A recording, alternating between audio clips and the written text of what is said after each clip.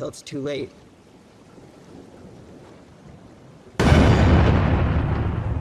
Here, take it.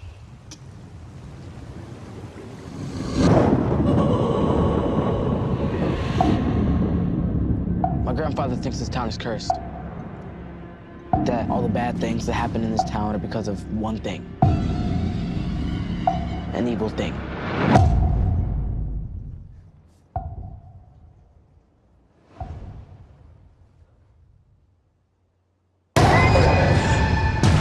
Bonjour à toutes et à tous et bienvenue sur scifantasy.fr. Aujourd'hui on se retrouve pour une nouvelle review canap avec mes chers Arnaud Kikou. Salut. Et Alex Lecoq. Bonjour. Bonjour.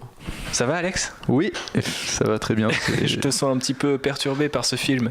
Ce dont on va parler. Eh bien oui, parce qu'on n'a pas dit de quoi on allait parler, mais on va effectivement parler du nouveau Ça ou It en anglais pour les anglophones qui nous regardent. Et du coup on va revenir un petit peu sur ce qu'on a aimé ou ce qu'on a moins aimé dans ce film, et du coup je vais laisser la parole à Alex pour commencer parce que je crois que c'est le plus sceptique. Salé.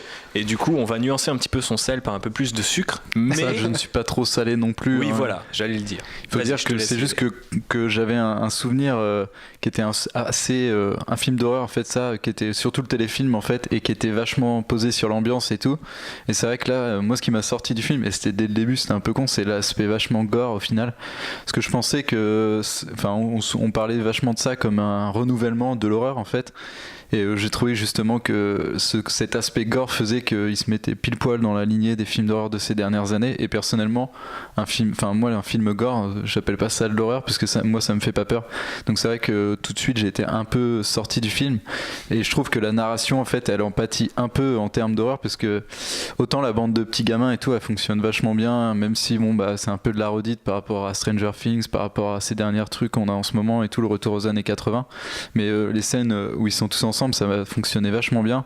Mais je trouve qu'il y avait des problèmes de rythme, parce que dès qu'il y avait une scène d'horreur qui s'enchaînait, après c'était genre t'avais des condensés d'horreur, après un petit peu d'histoire, un peu de condensés d'horreur, et moi c'est ce qui m'a principalement dérangé dans ce film, c'était un rythme un peu bizarre. Mais après je reconnais quand même qu'il y a plein de trucs que j'ai quand même apprécié, notamment cette mise en scène. Il y a des jeux sur la musique aussi qui participent bien à l'ambiance et tout.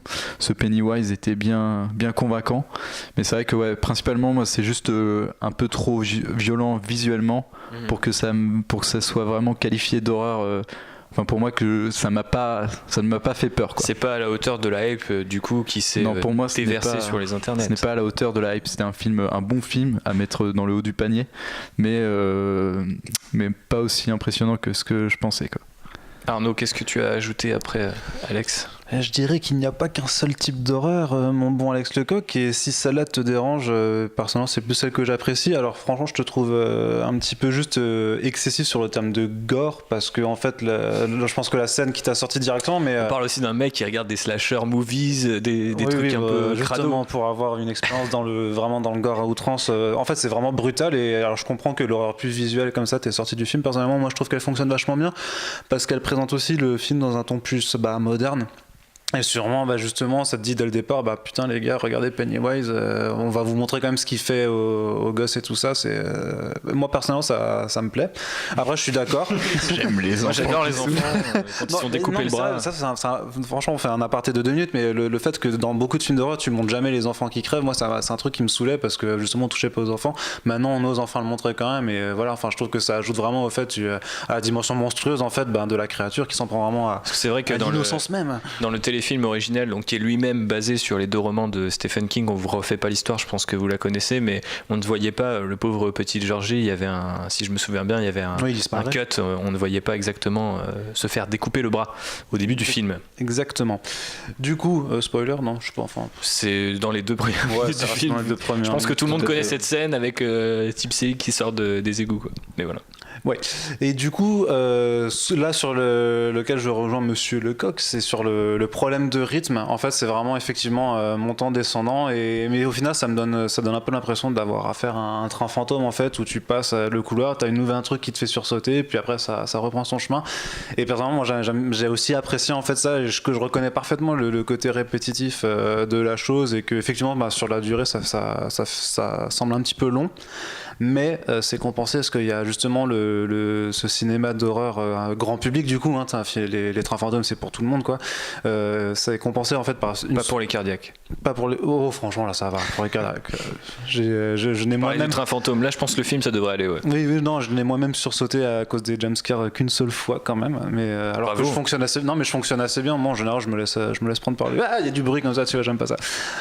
Et du coup, ce que je voulais dire, c'est que c'est compensé admirablement par la technique justement, parce que visuellement je trouve que du coup c'est super riche, il y a plein d'images qui sont super fortes et super belles. Je trouve que Pennywise en termes de boogeyman moderne il est énorme, non seulement par l'acteur mais aussi par certaines idées visuelles, et on spoil pas mais pensez la scène de la diapositive, et ceux qui l'ont vu sauront de quoi je parle. Il y a aussi l'imagerie par rapport au fait quand il y a des gens qui flottent, ce genre de choses, tu vois, qui n'était pas possible à l'époque et qui du coup apporte vraiment une super plus-value cinématographique. Donc moi j'ai été très très enthousiasmé par ça, et je valide les propos de mon ami Corentin qui a un petit peu honte je crois d'avoir mis une critique aussi dithyrambique, mais moi je comprends parfaitement que ça lui fait grave plaisir quoi. Moi il m'a quand même bien fait plaisir. Si vous voulez aller d'ailleurs dans le détail, vous pouvez lire du coup la critique qui est sur Sci Fantasy de Corentin, qui explique justement assez bien un truc qui moi m'a plu, parce que je pense que c'est un peu à la fois le défaut et la qualité du film, cet aspect train fantôme dont tu parlais.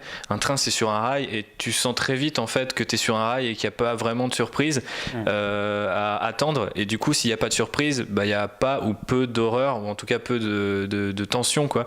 Et je trouve que c'est assez vite désamorcé le fait que tu commences comme tu disais par l'espèce de pièce, effectivement comme dans un train fantôme où tu as ce côté un peu sketch avec lui il a peur de ça puisque la créature se nourrit un peu des peurs de nos têtes blondes, alors chacun va avoir droit à sa scène où on explicite de quoi il a peur. C'est un petit peu dommage parce que déjà quand on le retrouve ensuite c'est moins flippant parce que tu t'habitues à voir la chose dont il a peur. Sauf un truc en particulier, moi qui m'a bien fait flipper, la créature du tableau, pour ceux qui ont vu le film. Alors est-ce que c'est un Modigliani ou c'est moi juste qui... Alors là je ne saurais pas te répondre, mais pour... Après les Modigliani sont moches personnellement, donc je comprends qu'on puisse les transformer en créatures d'horreur clairement, mais ça me fait vraiment penser à ça du coup. Ouais. Mais du coup tu vois ce que je veux dire, tu t'habitues un petit peu avec toute cette scène d'exposition un petit peu lourde sur qui a peur de quoi, tu finis par avoir un truc qui est un peu très répétitif même. Et surtout je trouve qu'il n'y a jamais de tension. Moi je suis pas un gros client pour ceux qui nous regardent, je suis pas du tout un grand client de films d'horreur, et l'un des derniers que j'ai vraiment beaucoup aimé c'est It Follows, parce que je trouvais que la tension ne retombait très peu et limite même jamais, et puisqu'il y a ce côté intangible dans la créature qui te suit, t'arrives jamais vraiment à te faire une idée de ce que c'est, là où Pennywise, première scène, il parle, donc en fait c'est un personnage presque comme un autre, et je trouve ça intéressant, mais là aussi ça nuance un petit peu le côté quand on entend que c'est le renouveau de l'horreur ou le film qui te fait chier dans ton froc, pour parler vulgairement, faut pas exagérer, c'est pas très effrayant, et pourtant moi je sais que je suis hyper sensible aux films d'horreur, j'ai très vite très peur, mais là j'ai trouvé qu'il y avait tellement pas de tension installée, ou qu'elle redescendait tellement vite avec des petites scènes à la exploitation Amblin où tous les gamins sont en vélo et se font des blagues sur leurs mamans respectives. Au final tu ris tellement fort que ça te redonne un petit peu du courage à chaque fois quand t'attaques une scène horrifique, et une fois que t'as pigé comment elle fonctionne, c'est un petit peu quelque part c'est ce qu'il leur faut aussi du courage à ces gamins. Mais oui, parce que c'est pour communiquer avec le spectateur qui dit regarde c'est pas si terrible au final, tu vas t'en sortir. C'est là où je trouve le truc intéressant, c'est que finalement la forme du film rappelle pas mal le bouquin de Stephen King, qui est plus en fait ils ont les gamins ont peur de plein de choses, mais ce qui est le plus effrayant dans le bouquin c'est que on est dans le Maine dans les années 80, et enfin les années 50 dans le roman, et ensuite dans les années 80, et là ce sera les années 80 et du coup notre époque j'imagine pour la deuxième partie, puisque vu que c'est un succès il y aura forcément la deuxième partie, mais tous ces trucs effrayants, les clowns, les lépreux, les personnages du tableau, c'est pas très effrayant face à l'horreur du quotidien que sont les gens qui abusent des enfants, un père abusif, une mère ultra protectrice, ou encore des mecs qui veulent brûler une maison parce qu'il y a des personnages noirs qui habitent dedans. Enfin, du coup finalement ça épouse un petit peu le propos de Stephen King avec cette forme-là. Mais est-ce que ça rend le film tout à fait appréciable du coup? Moi je sais que à la fois je trouvais ça sympa l'expérience train fantôme, mais tu rentres jamais vraiment dans un film à proprement parler. C'est là où pour moi ça rate un peu son truc de film d'horreur, parce que comme tu le dis très bien, ce qui m'a fait le plus flipper c'est pas forcément les monstres, et en fait ce que j'aime pas particulièrement avec ce film en tant qu'horreur, tu vois, si on devait le caractériser de film d'horreur, c'est qu'il installe le spectateur dans un certain confort en fait. Et ce qui fait que quand t'as compris justement comment ça marche, bah du coup t'es plus surpris et t'as plus peur. Et pour moi du coup c'est antinomique avec un film d'horreur parce que tu peux pas mettre un spectateur confortablement dans son film et lui proposer, tu vois, d'après des scènes qui tu vois, qui sont un peu trop calmes et tout, et qui fait que ça casse un peu le rythme. Et justement, où t'as sursauté, pour moi, c'est une des meilleures scènes parce que c'est une scène d'horreur, elle se passe en plein jour et tout, et c'est là où tu t'y attends pas. Et du coup, c'est vrai qu'à un moment, tu t'as tellement compris comment le film fonctionnait dès la première demi-heure que t'es jamais surpris. Tu sais au moment où il va y avoir les scènes de tension, tu sais quand est-ce que ça va se marrer et tout, et il y a jamais vraiment de moments où t'es surpris, à part vraiment au début. Et pour moi, la Pennywise, autant il y a la scène du début qui m'a sorti dedans, mais je trouve que c'est aussi la meilleure scène de Pennywise puisque c'est celle où il s'exprime le plus et où il fait vraiment flipper. Et du coup, je trouve qu'après, tu perds un peu de ça. En fait, ça le rend moins inquiétant, même si par exemple la scène de la diapo aussi, je la trouve quand même vraiment stylée. Il y a plein de petits passages. En fait, dans le détail, il y a plein de trucs qui marchent bien, notamment la télé et tout. Donc, je vais pas rentrer dans le détail, mais il y a souvent des jeux avec la télé dans le film. T'as la musique aussi qui saute un peu parfois et tout. Tu sens quand même que Andy Muschietti, qui est du coup le réalisateur de Mama, pour ceux qui le connaissent, il y a cette dimension un peu conte fantastique plutôt justement que de film d'horreur qui doit vraiment te faire flipper. C'est plus Del Toroïen que film d'horreur. Moi je retrouve un peu ce qu'il a fait Mama, dans le sens que Mama aussi ça se présentait comme un film épouvante slash machin, mais en fait c'est juste une sorte de conte un peu macabre, tu vois. Mais justement justement avec l'image des gamins qui flushent, pour moi ça rejoint totalement la fin de Mama, où du coup ça devenait ultra poétique, et c'est vraiment cette dimension là qui prédomine. C'est pour ça que effectivement, si on le vend comme le film d'horreur qui va le plus te faire flipper, non, on est loin d'un exorcisme, un truc comme ça où tu veux vraiment foutre la terreur. Truc. Là, c'est une histoire qui est quand même racontée, tu vois. Je le vois pas comme un truc qui est censé te foutre la en tant que film, si t'enlèves le côté horreur. Un film fantastique, tu vois. Je trouve que c'est un film. Il y a quand même il y a des passages horrifiques, mais je trouve que c'est plus du fantastique vraiment que de l'horreur pure et dure, tu vois. T'as quand même des hommages qui sont assez évidents dans les fameux sketchs horrifiques à des réalisateurs ou des films précis. Il y a du Shining, il y a du Evil Dead. L'hommage à Shining il y a pas mal de. Tu sens qu'il s'est amusé quand même à prendre pas mal de codes de l'horreur, mais limite, ça aurait mérité d'être plus poussé, parce que quand tu te rends compte que le film a cette structure-là très répétitive, il aurait fallu être, je pense, limite plus créatif dans chaque séquence. C'est-à-dire qu'au bout d'un moment, tu piges comment ça marche, tu dis ok, donc là elle va s'enfermer, il va se passer un truc, un tel va rester isolé, donc il va se passer un truc. Et au final, comme dit Alex, la scène la plus surprenante, c'est peut-être celle qui se passe de jour, parce qu'une fois que tu es dans une maison un peu lugubre, tu t'attends à ce qu'il se passe un truc chelou. Et c'est dommage qu'il n'ait pas encore plus travaillé cet aspect, le style change à chaque apparition, puisque c'est ça, parce que sinon c'est juste genre une créature mais qui prend une forme différente, tu vois, mais entre un lépreux, un clown et une meuf défigurée, enfin de tableau machin, c'est pas non plus spectaculaire. Ça reste un truc, ça reste personnifié, tu vois, mais ça aurait été plus intéressant effectivement d'avoir genre le décor à la limite qui change vraiment, tu vois, et en faire une espèce de film méta sur l'horreur, ou comment chaque réal a traité l'horreur. Enfin, tu vois, ça aurait été par exemple intéressant que. Quitte à faire un film à sketch, que ce soit bon, là on part complètement, mais on part complètement dans le fantasme. Mais au départ, j'ai vraiment l'impression que c'était comme ça, parce que la première apparition de Pennywise est quasiment identique à celle du téléfilm. Donc moi j'ai vraiment cru qu'on allait arriver progressivement, tu vois, vers l'horreur moderne et des jumpscares, et tu vois, et un traitement très précis. Et puis tu sentais que dans le film, quand t'es au milieu, t'as des trucs qui sont déjà un peu plus vieux, comme des morceaux de Sam Raimi ou de ce genre de choses. Donc ça aurait été intéressant qu'il creuse un peu plus là-dedans. Et il y a un moment où il abandonne, et au final il fait ce qu'il a envie de faire, et il y a quand même une imagerie très Stephen King, contrairement à ce qu'on disait sur La Tour Sombre dans une autre vidéo, où il y a quand même un certain respect de ses délires un petit peu borderline. Il n'y a pas tout ce qui est borderline dans le bouquin, pour ceux qui savent à quoi je fais référence, mais c'était quand même parfois un petit peu inquiétant, et ça c'est cool de respecter cette approche-là. Après, moi ce qui m'a aussi dérangé, c'est que des fois il y a un peu trop d'utilisation d'effets spéciaux, tu vois, de cinéma de ces dernières années, notamment, tu vois, le clown quand il commence à avoir un peu la dalle et tout, tu vois, c'est le genre de truc visuellement. Tu parles de sa bouche? Ouais, je parle de sa bouche en particulier. Pour moi, ça fait partie des mauvaises idées ou des mauvais trucs d'horreur qu'on voit souvent dans les œuvres et tout. En ce moment, tu vois, ça me fait penser à Resident Evil et tout, à ce genre de trucs, les Ouroboros et tout. Enfin, pour moi, c'est des références mauvaises. Cela dit, la bouche aussi dans le téléfilm de 90 avait une transformation qui allait dans ce sens. Ouais, elle allait dans ce sens, mais tu vois, c'était une façon. Enfin, il reprend des trucs il dit le film est censé revisiter un peu le classicisme, mais en même temps il prend des idées des films qui sont sortis ces dernières années et tout. Et c'est là où moi ça m'a un peu revisiter, c'est se référencer en fait. Ouais, c'est très paradoxal la façon dont tu reçois le film, parce que au final c'est vendu un peu comme le film d'horreur de ces dernières années, voire cette décennie, voire ce siècle. Et parce que visuellement il a quand même le mérite de proposer quelque chose d'esthétiquement ultra travaillé par rapport à ce que le ouais, mais on est sur un film à 35 millions et pas 5, tu vois. Oui, bah c'est ça, mais je disais par rapport à du Insidious ou du Paranormal Activity, on est quand même. Ouais, mais ça se fait avec quelques bouts de ficelle par rapport à ça, tu vois ce que je veux dire. Oui, c'est normal parce qu'il y avait une sorte de désengouement aussi pour ce genre de film après la vague Saw et tout ça s'est retombé en flèche. Ouais. Non, mais c'est vrai que c'est un retour en force de l'horreur. Après, je suis assez d'accord avec vous deux au sens où, avec Alex, je suis d'accord sur le fait qu'une fois que tu lis le film, tu vois, en tant que spectateur qui consomme ne serait-ce qu'un petit peu de films d'horreur comme moi, tu te dis en fait c'est pas si révolutionnaire, c'est plus une sorte de rappel par plein de petits sketchs, on va les appeler comme ça, de ce que l'horreur est capable de faire sur plein de modalités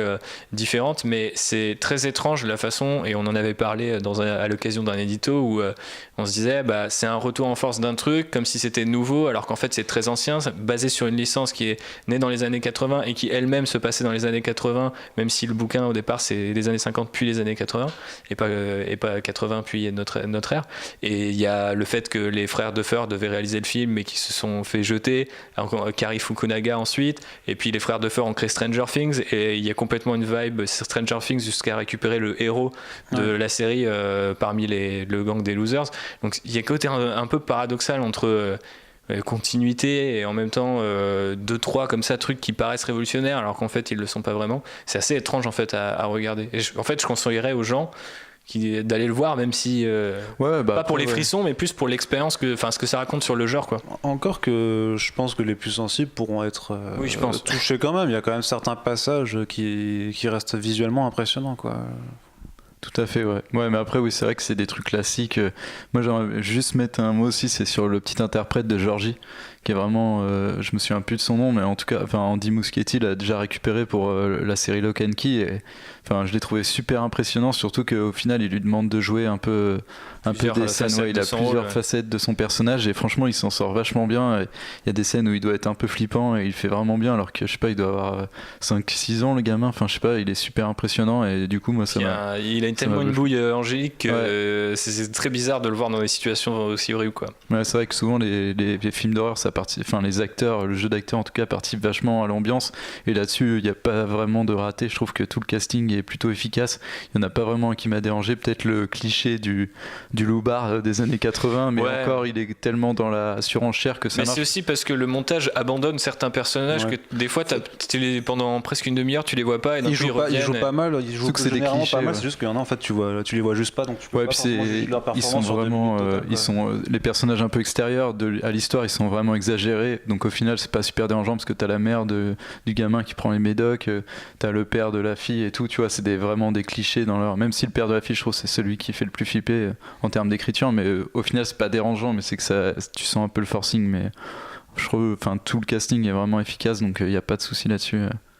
Même en Pennywise, le Pennywise est vraiment bien Bill Skarsgård, je sais jamais comment on prononce exactement, mais il fait vraiment le taf, quoi. Un des nombreux membres de la famille Skarsgård. C'est ça. Est-ce qu'on a fait le tour, messieurs? Ouais, je pense que je suis vraiment le plus curieux maintenant, c'est de voir pour le prochain chapitre, parce que tu auras plus de vibe Stranger Things à exploiter, quoi. C'est là où je pense limite le plus gros enjeu va se faire dans ce prochain. Peut-être que d'ici là, on aura une nostalgie de notre époque. Non, je sais pas, non, mais je vois pas qu'est-ce qu'ils peuvent exploiter, tu vois, est-ce que des films avec des adultes comme ça, je sais pas. Ouais, puis il y a toujours un truc très, très amusant dans le fait de baser ces films, par exemple dans les années 80, c'est qu'il n'y a pas forcément de portable, il n'y a pas forcément les technologies qu'on a aujourd'hui, et ça, il faut vachement l'intégrer dans la diégèse d'un film. Ça peut vraiment changer un film d'horreur quand tu peux appeler ton pote à tout moment. Il faut penser à ce genre de choses. Je suis curieux de voir si Muschietti reprend, et a priori il va reprendre le flambeau garder le flambeau pour le deuxième plutôt. Comment il va s'approprier effectivement le truc et trouver sa patte, parce que visuellement c'est chambé, mais effectivement une fois que tu enlèves le côté en blanc, ce sera peut-être un peu plus dénué de donc il va falloir un peu plus se tourner se creuser les méninges, je sais pas. Exactement. Une petite note pour terminer, juste comme ça, pour donner peut-être aux gens qui nous regardent ou nous écoutent. Sur 10 du coup. Une petite estimation. Moi je suis souvent dur, mais je dirais un petit 6 sur 10. Ok. Mais pour moi c'est une bonne note. C'est bien. Ouais, mais, bah, moi je suis dans un amélioré. 7,5, 8. Ok. Je sais que t'aimes pas les demi, je crois. On n'a mais, pas les demi, non. c'est ça. C'est triché. Parce que je suis quand même conscient des défauts des longueurs, donc plutôt 7 quoi, mais c'est un 7, c'est un bon 7 quoi. Moi, ce serait 7 aussi, mais un petit 7. Allez le voir si vous êtes curieux et que ça vous intéresse l'évolution un petit peu du genre et que vous êtes. Je pense que pour les cinéphiles, c'est vraiment de la bonne cam, mais pour d'autres gens qui soit n'aiment pas les films d'horreur ou soit s'attendent au contraire à un film d'horreur hyper spectaculaire, risquent d'être un petit peu déçus. En tout cas, ça ou It est toujours dans les salles puisqu'il est sorti ce mercredi 13 septembre et vous pouvez aller le voir. Et puis en attendant, vous pouvez quand même vous abonner à la chaîne du Réseau Arts et nous retrouver sur Sci Fantasy pour parler de la partie 2 qui arrivera dans quelques années. Voilà. Tout à fait. On sera plus vieux et on aura d'autres peurs. Exactement. Aura-t-on peur des araignées? Vous le saurez bientôt. À bientôt. Au Salut. revoir. Des bisous. It's all good, let me jump in and sing in the trumpet. A little bit of Monica in my life, a little bit of Erica by my side, a little bit of Rita's all I need, a little bit of Tina's what I see, a little bit of Sandra in the sun, a little bit of Mary all night long, a little bit of Jessica, here I am, a little bit of you makes me your man.